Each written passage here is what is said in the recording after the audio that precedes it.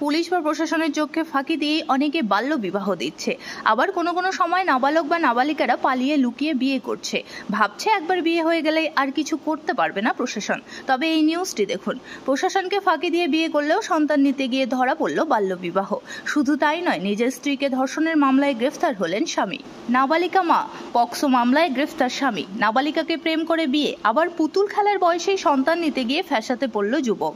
15 বছর বয়সে প্রসব যন্ত্রণা নিয়ে হাসপাতালে আসলে হাসপাতাল থেকে মেখলিগঞ্জ থানার পুলিশকে খবর দেওয়া হয়। পুলিশ তদন্তের পর স্বতঃপ্রণোদিতভাবে পক্সো ধারায় মামলা দায়ের করে। সেই মামলায় সোমবার স্বামীকে গ্রেফতার করে পুলিশ। পুলিশ সূত্রে জানা গেছে, জুলাই মাসের 4 তারিখের ঘটনা। সেদিন হাসপাতাল থেকে খবর পেয়েই তড়িঘড়ি তদন্ত শুরু করা হয় এবং সেই পক্সো মামলায় রুজু করা হয়। জানা গেছে, 1 বছর আগে মেখলিগঞ্জের নিজ তরফ গ্রাম পঞ্চায়েতের নাবালিকাকে পালিয়ে বিয়ে করে দেওয়ানগঞ্জের মকসুদুল হক, বয়স 22 বছর। নাবালিকাকে বিয়ে ও সন্তান নেওয়ার জন্য স্বামীকে গ্রেফতার করার ঘটনা নিয়ে মেখলিগঞ্জে চাঞ্চল্য দেখা গেছে। মেখলিগঞ্জ থানার ওসি মনিভূষণ সরকার বলেন, অনেকে হয়তো গোপনে নাবালক নাবালিকাদের বিয়ে দেয়। বিয়ে হওয়ার পর যে আইনের কিছু করার উপায় নেই, সেই ধারণা ভুল। আমরা যখনই খবর পাবো মামলা রুজু করব। পাশাপাশি বিয়ে দেওয়ার জন্য যদি বাবা মা জড়িত থাকে, সেই ক্ষেত্রে বাল্য বিবাহ আইনে তাদের বিরুদ্ধেও মামলা করা হবে বলে জানান ওসি মনিভূষণ সরকার। অন্যদিকে মঙ্গলবার অভিযুক্ত স্বামীকে মেখলিগঞ্জ মহকুমা আদালতে তোলার কথা ছিল, কিন্তু সংশ্লিষ্ট মামলার বিচারক না থাকায় আগামীকাল অভিযুক্তকে আদালতে তোলা হবে। এ নিয়ে অভিযুক্তের আইনজীবী রকি শাখা বলেন, যেহেতু আজ আদালতে বিচারক ম্যাডাম নেই, সেই কারণে অভিযুক্তকে আদালতে পেশ করা হয়নি।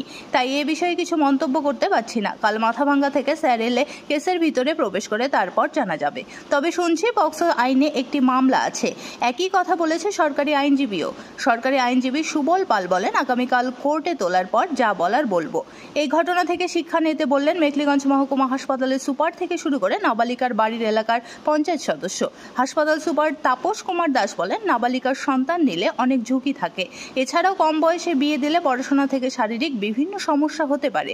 তাই প্রাপ্ত বয়স না হলে ছেলে মেয়েদের বিয়ে দেওয়া ঠিক নয়। ভবিষ্যতেও কোনো নাবালিকা প্রসূতি পেলে পুলিশকে খবর দেওয়া হবে। স্থানীয় পঞ্চায়েত সদস্য কাশিরুদ্দিন প্রামাণিক বলেন, আমরা বাল্য বিবাহ নিয়ে অনেক প্রচার করি, তারপরেও অনেকে দেশের আইন মানতে চায় না।